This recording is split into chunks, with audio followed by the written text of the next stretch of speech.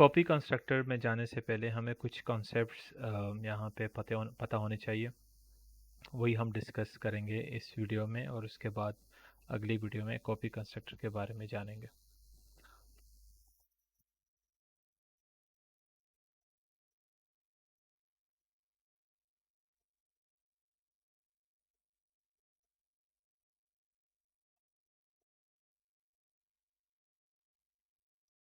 इस तरह programming language में हमारे पास पॉइंटर्स होते हैं। यानी फॉर एग्जांपल मैं एक वेरिएबल बना देता हूँ a, और उसको वैल्यू में असाइन कर देता हूँ 10। अब एक मैं सेम इंटीजर पॉइंटर में बना देता हूँ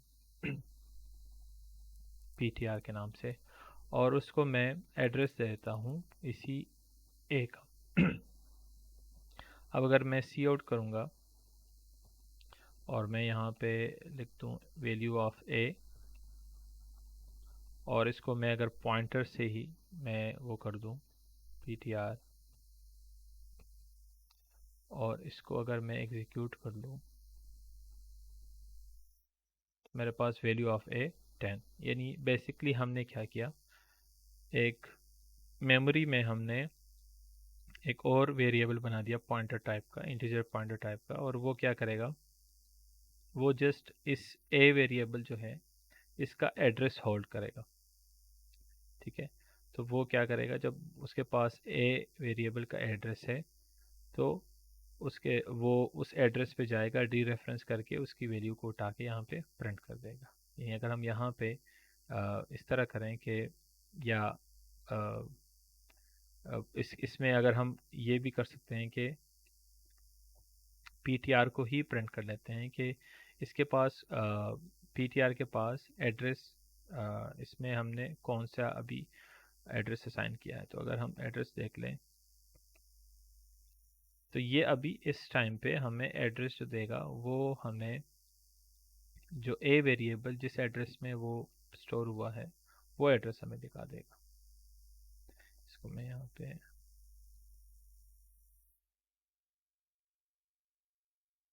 अब ये जो एड्रेस है 0x6FF334, अब ये एग्जैक्टली एड्रेस है इस वेरिएबल जो ए है उस वेरिएबल का है। ठीक है, अब इस पॉइंटर को मैं क्या करता हूँ, ptr को मैं अपडेट कर देता हूँ, मैं एक और वेरिएबल लेता हूँ b=20। अब मैं इस पॉइंटर को रीयूज़ कर सकता हूँ और इसमें मैं इसको अब एड्रेस असाइन कर देता हूँ b का। ठीक है, और एग्जैक्टली अगर मैं इसको कर लूँ, देखिए मैं जस्ट यहाँ पे वो कर रहा हूँ, स्ट्रिंग चेंज कर रहा हूँ, बाकी वही है। अब ये मुझे जो एस्टेरिक ptr देगा तो ये मुझे वैल्यू 20 देगा। क्यों? क्योंकि अब ptr के पास b का एड्रेस है, तो वो b वाले एड्रेस पे जाएगा, वहाँ पे जो भी वैल्यू पड़ी होगी वो वैल्यू उठा के हमें ये यहाँ पे प्रिंट करेगा। ठीक है, और इसका एड्रेस भी चेंज हो चुका होगा। तो इसको एग्जीक्यूट कर लेते हैं।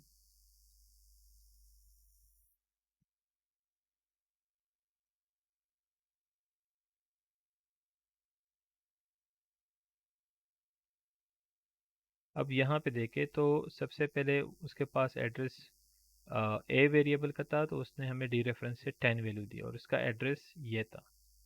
फिर हमने क्या किया, एक बी वेरिएबल बना दिया और पीटीआर को हमने बी का एड्रेस दिया। तो जब वो पीटीआर डी रेफरेंस हुआ यहाँ लाइन नंबर 15 पे, तो हमें उसने वैल्यू 20 दे दी। ठीक है, और उसने एड्रेस भी चेंज कर दिया। अब ये वाला जो एड्रेस है ये किस चीज़ का है, ये इस बी वाले का है। ठीक है, तो ये हमारे पास बेसिकली पॉइंटर्स होते हैं। इसके अलावा हमारे पास होते हैं रेफरेंस। रेफरेंस जो है वो डिफरेंट होता है पॉइंटर से। बेसिकली हम क्या करते हैं कि जिस तरह मैं एक ले लेता हूँ नम, ठीक है, और उसमें वैल्यू असाइन करता हूँ 15।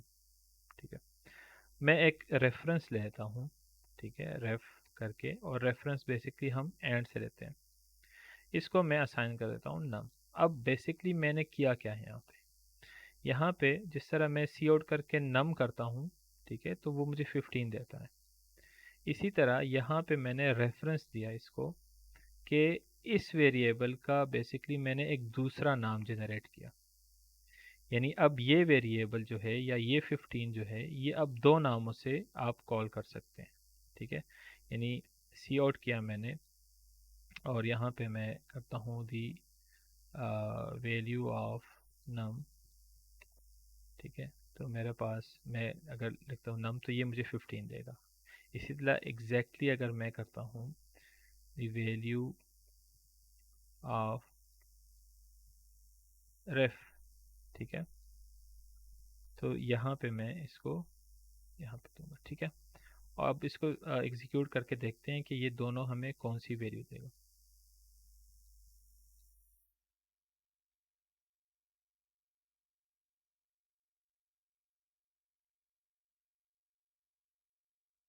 यहाँ पे जो नम मैंने इनिशियलाइज किया था तो वो 15 दे रहा था मुझे, और एग्जैक्टली रेफ जो है, मैं अब यहाँ पे लाइन नंबर ये जो आप 23 देख रहे हैं, तो मैं रेफ को प्रिंट कर रहा हूँ और वो मुझे एग्जैक्टली वो 15 दे रहा है, ठीक है। अब मैं अगर लेट सपोज मैं रेफ में प्लस प्लस कर दूँ, ठीक है, और यहाँ पे मैं इसको कॉपी कर दूँ, यानी द वैल्यू ऑफ नम, तो चूंकि रेफ इस वाले वेरिएबल का दूसरा नाम है, ठीक है, तो मैं जो भी काम करूँगा, प्लस प्लस करूँगा या जो भी करूँगा, वैल्यू कोई न्यू असाइन करूँगा, वो डायरेक्टली इस नम वाले पे इफेक्ट आएगा उसका, ठीक है। अब अगर मैं इसको करूँ यहाँ पे, तो देखिए इसने नम वाले को जो है ना वो कर दिया, यानी मैंने चेंज रेफ में किया और उसने नम को किया, ठीक है। अब जो मेन डिफरेंस है वो ये है कि हम ये काम नहीं कर सकते कि इस रेफ को जो है, जिस तरह अभी हम पॉइंटर में कर रहे थे कि पहले पॉइंटर ए को पॉइंट कर रहा था और बाद में हमने पॉइंटर को बी पे पॉइंट किया, तो यहाँ पे जिस तरह रेफरेंस में पहले जो रेफरेंस दे रहा हूँ नंबर का, ठीक है, और अगर मैं अभी फॉर एग्जांपल एक और num2 ले लूँ, ठीक है, और इसको मैं लेता हूँ कि ये 20 है, ठीक है। अच्छा, अब यहाँ पे मैं ये काम नहीं कर सकता कि मैं रेफ करूँ और num2 करूँ, ठीक है, यानी मैं ये काम मैं अब नहीं कर सकता क्योंकि इजाज़त ही नहीं है, ठीक है। तो अगर मैं इसको चला भी दूँ तो ये मुझे एरर देगा, ठीक है। तो मैं रेफरेंस को अपडेट नहीं कर सकता, बल्कि रेफरेंस की वैल्यू को अब मैं अपडेट कर सकता हूँ। अब देखिए यहाँ पे मैं रेफ कर रहा हूँ, यानी रेफ जिस वेरिएबल, जिस लोकेशन को रेफरेंस कर रहा है, उसकी वैल्यू को मैं यहाँ पे अपडेट करूँ, तो ये इजाज़त है, ये कर सकता हूँ मैं, ठीक है, जिस तरह मैंने यहाँ पे किया है रेफ प्लस प्लस करके, ठीक है। अगर मैं अब इसके बाद ये करूँ रेफ, अब मैं रेफ में मैंने चेंज किया, मैंने num2 असाइन किया, num2 में बेसिकली 20, ये एग्जैक्टली वही चीज़ है कि अगर मैं रेफ को इस तरह करूँ, एग्जैक्टली वही चीज़ है, ठीक है। तो अब मैं रेफ में मैंने चेंज किया, नम को मैंने असाइन किया, नम को मैं सॉरी प्रिंट कर रहा हूँ, और अब अगर मैं इसको प्रिंट कर दूँ तो यहाँ पे ये मुझे नम की वैल्यू 20 दे रहा है, ठीक है। तो ये डिफरेंस है रेफरेंस का और पॉइंटर का। पॉइंटर को आप कहीं पे भी पॉइंट कर सकते हैं किसी भी वेरिएबल पे, रेफरेंस जो है वो वेरिएबल का दूसरा नाम है, आप उसके थ्रू अपडेट कर सकते हैं, लेकिन उस बजाते खुद उस रेफरेंस को आप अपडेट नहीं कर सकते कि आप उसको किसी दूसरे पे रेफरेंस कर लें।